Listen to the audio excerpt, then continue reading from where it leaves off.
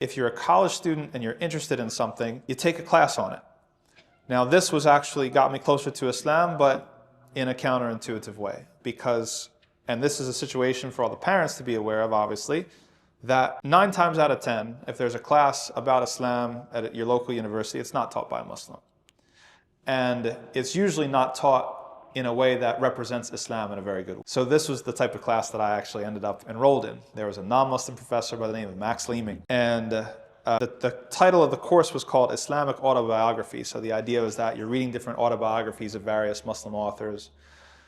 And now that I know better and I look back on what was on the syllabus, I'm like, oh yeah, I should have seen this coming, but I didn't know any better. I was new. There was one book that we read that was written by someone who accepted Islam and then left Islam, right? And he does a lot, he's like a shock jock type of figure. He tries to do all these controversial things. And in the book, he actually, he pees on the Quran in the book. And so this is required reading for the class.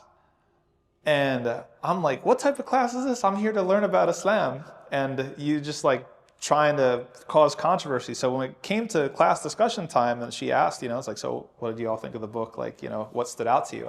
I raised my hand and I said, listen, I thought it was very, very disrespectful to have us read a book where someone's peeing on the Quran. Like I thought, what's this class really about? And her reaction to me saying that told me everything that I needed to know. She said, well, what do you want to do? Do you want to issue a fatwa to have him killed? I was a non-Muslim and I had just questioned the desecration of Islam. And even that was enough for her to go down this whole discourse, or this whole symbolic muscle flexing, buck breaking, if you will, that she was trying to engage in to put me in my place, basically implying that I was some sort of violent terrorist or terrorist to be.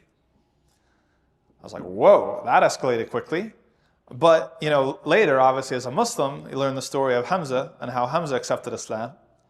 So when Hamza comes back from hunting out in the desert, in the wilderness, and he hears the Quraysh, the leaders of the tribe, they're insulting his nephew, the Prophet Muhammad ﷺ, and they're making fun of him. And Hamza comes up and he just bops the guy on the head and he says, you're making fun of my nephew's religion? Well, guess what? I'm upon that religion as well. And then later he has to go back and figure out what he just signed himself up for, because he didn't know what the religion of his nephew was. In a sense, that was me, though not as dramatic. It's like that negative experience pushed me even further. It's like, this is ridiculous. Like what's here that so many people are gonna lie about this thing and lie about it in such stark, obvious ways? So at that point, I became sort of resolved. I started learning Quran a little bit, and then, you know, learning a little bit of Arabic. Eventually, by the time that calendar year ended, I took my Shahada.